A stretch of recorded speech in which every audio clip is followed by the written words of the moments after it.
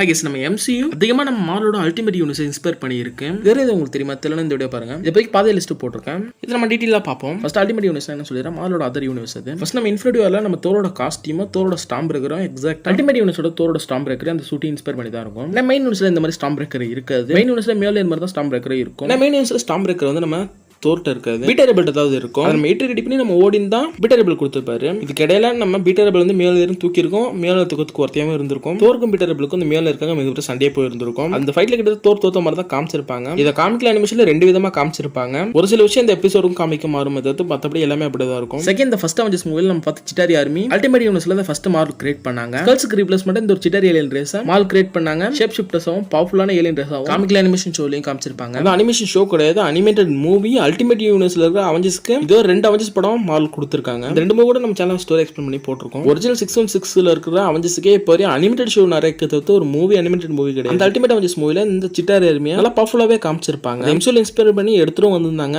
ஆனால் அந்த அவெஞ்சர்ஸ் மூவில டம்மியா தான் காமிச்சிருப்பாங்க. அதுல இந்த சிட்டாரி ஆர்மி வந்து இந்த அல்டிமேட் யூனிவர்ஸ்ல வேர்ல்ட் வார் அப்ப நாசி கூட டீம் அப் பண்ணி இருந்திருக்கும். ஆனா நாசி அந்த சமயத்தில் தோத்துருந்தாலும் சண்டலி இந்த சிட்டாரி ஆர்மி நம்ம கேப்டன் அமெரிக்காக்கு வில்லனா இருக்குங்க. இந்த ஸ்டோரி அப்படியே போய்கிட்டு இருக்கும்.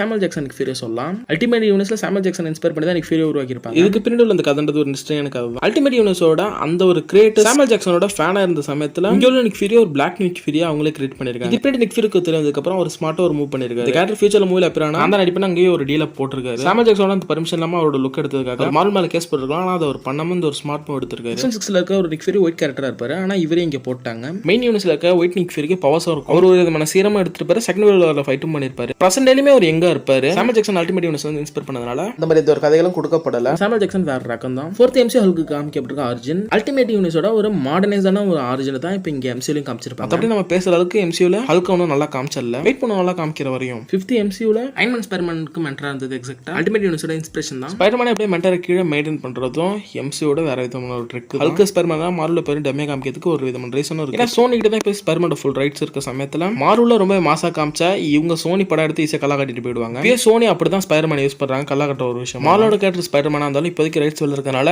மார்வல் அந்த மாதிரி தான் யோசிப்பாங்க. இப்போதைக்கு ஹல்க் டம்மியா காமிக்கிறதுல ஒரு விதமான ரீசன் இருக்கு. ஹல்க்கு இப்போ வரைக்கும் தெளிவான கதைகளும் சொல்ல போறது கிடையாது. ஹல்க மாசம் காமிக்கிறது இல்ல. ரீசன் மாசா காமிச்சிட்டாங்கன்னா எப்படியும் அவருக்கு தனியா படம் கொடுக்குற மாதிரி இருக்கும். அவருக்கான கதையும் சொல்ற மாதிரி இருக்கும்.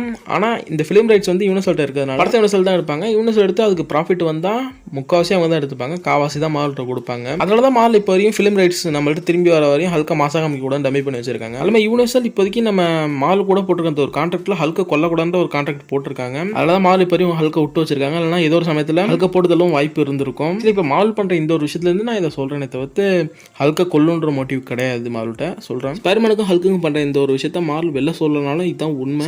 MCUல ஹாக்கோட ஃபேமிலியை காமிச்சது ஏஜ் ஆஃப் அல்ட்ரான் மூவில நம்ம அதை பார்த்திருப்போம். அது அல்டிமேட் யூனிவர்ஸோட இன்ஸ்பிரேஷன் தான். ஏன்னா அல்டிமேட் யூனிவர்ஸ்ல தான் ஹாக்கோட ஃபேமிலியை காமிச்சிருப்பாங்க. இப்படி MCUக்குள்ள அல்டிமேட் யூனிவர்ஸ் நிறைய இன்ஸ்பயர் பண்ணி எடுத்திருக்காங்க. இன்னும் ஒரு சில விஷயங்களும் இருக்கு. அதை நான் அடுத்த வீடியோல ஷார்ட்ஸ்ல போடுறேன். தொடர்ந்து வீடியோ முடிச்சுக்கிறேன். அடுத்த ஒரு நல்ல வீடியோ சந்திக்கிறேன். பை.